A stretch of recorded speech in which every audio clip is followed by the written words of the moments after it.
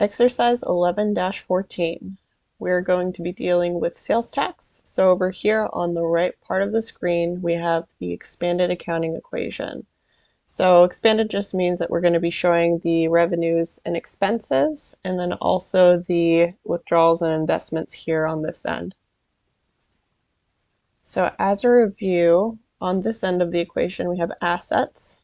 Assets are things that the company owns or partially owns, and they increase with the debit. Remember, the debit here is on the left side, which is the plus side here with the plus sign. And then on the other side of the accounting equation here, we have liabilities and equity. So with liabilities, these are debts, things that the company owes, and they increase then with the right side here with a credit. And then we also have equity here on this side, which in a sole proprietorship, the name of the equity account would be called capital. So what is equity? Equity is simply the difference between assets minus liabilities. So another way to explain this is equity is the amount of the assets that the owner owns. And another way to explain liabilities, it's the amount of the assets that others own, like the bank.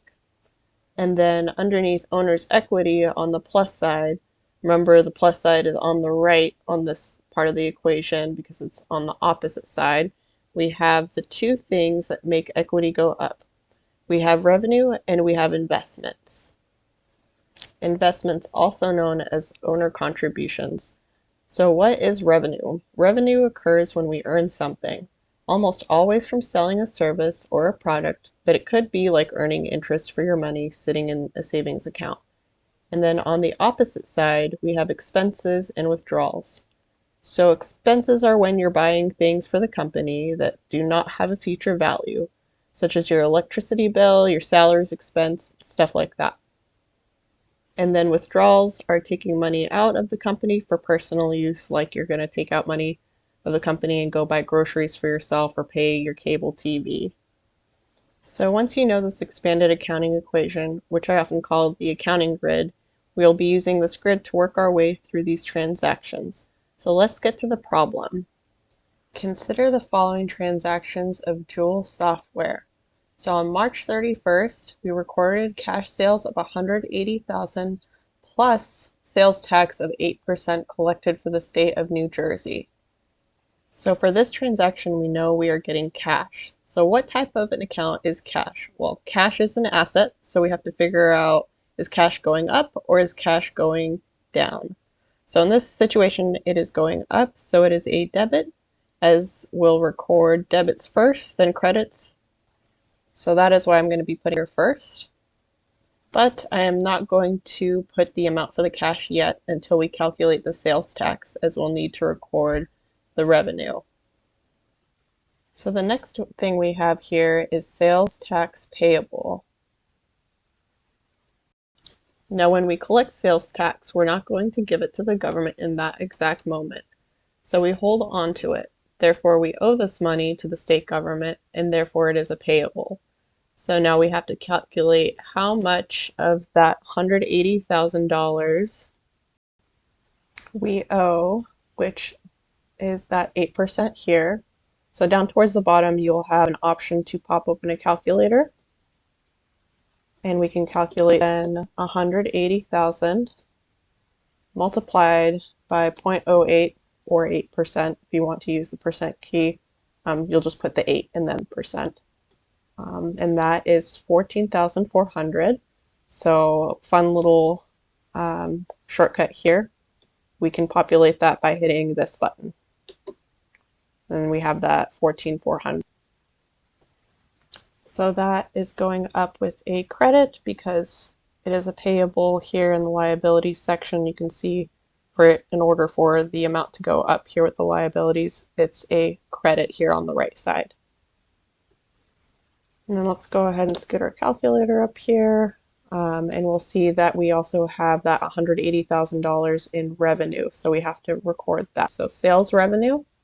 And since we are increasing our revenue here, it is going to be a credit on the right here, and that increases our revenue by 180,000. And then we can go ahead and calculate the difference here to get our cash debit. So we'll go ahead and add 180,000 for a total of 194,400. Click in the cell, and we can populate that answer right here. So that then balances our transaction, and we will need a comment here at the bottom, so we're going to scroll down. Let's go ahead and scroll down, close the calculator, and here's the comment at the bottom. And so that is going to be to record cash sales and related sales tax. And then we're going to go ahead and check our answer. Excellent. And then we're not done yet. There's a second part here. On April 6th, we sent March sales tax to the state. So let's scroll back up here. The sales tax here of 14,400 we have to pay. So what happens to a payable when we pay it? Let's take a look here on the liabilities. So in order to remove it, we need to debit it here on the left side. So we'll go ahead and input sales tax payable, move that 14,400, which makes the payable go away, and then we'll need to use cash since we are paying it. And what does cash decrease here with?